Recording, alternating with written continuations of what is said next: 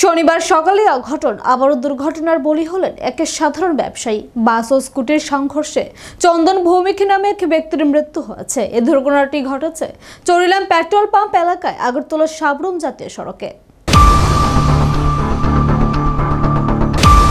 Charilam petrol pump সংলগ্ন আগরতলা উদয়পুর সড়কে যাত্রীবাহী বাস ও স্কুটির মুখোমুখি সংঘর্ষে মৃত্যু হলো এক ব্যবসায়ী। ঘটনাটি ঘটেছে শনিবার সকাল আনুমানিক 8টা নাগাদ। জানা যায় TR01C 1389 নম্বরের একটি দ্রুতগামী যাত্রীবাহী বাসের সাথে TR07H5464 নম্বরের স্কুটিটির চরিলাম পেট্রোল পাম্প সংলগ্ন এলাকায় সংঘর্ষ হয়।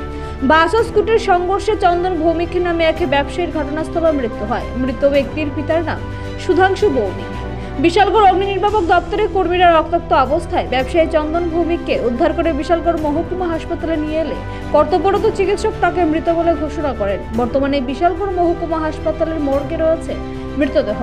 ময়নাতদন্তের পর দেহটি হস্তান্তর করা হবে পরিজনদের হাতে। ঘটনার পরিপ্রেক্ষিতে পুলিশ একটি দুর্ঘটনার মামলা নিয়ে তদন্ত শুরু করেছে। হঠাৎ করে বাড়ির দিকে দোকানের বিশাল চইলাম গেছিল মালান্ত। হঠাৎ করে শুনছি যে অ্যাক্সিডেন্ট হয়েছে বিউজির সামনে। কি গাড়ি? বাসের লোক আছে, সুপার বাসের লোক, স্কুটি চালাইতে দেন আমি। তাহলে এরা অ্যাক্সিডেন্ট হয়েছে, আমরা ধরে গিয়ে দেখছি যে এই জায়গা থেকে নাই বিশাল করার জন্য বিশাল করে আদি তাই নাম তার নাম চন্দন ভৌমিক। কি করতো? দোকান আছে তাই বাড়ি কোনখানে? বাড়ি শিকরিয়া ডেয়ার ক্যাম্পের লোক। কোন হসপিটালে নিয়েছে? হ্যাঁ, কোন হসপিটালে নিয়েছে? এটা বিশালগড় হসপিটালে। নিজস্ব প্রতিনিধি রিপোর্ট, এশিয়ান টাইমস।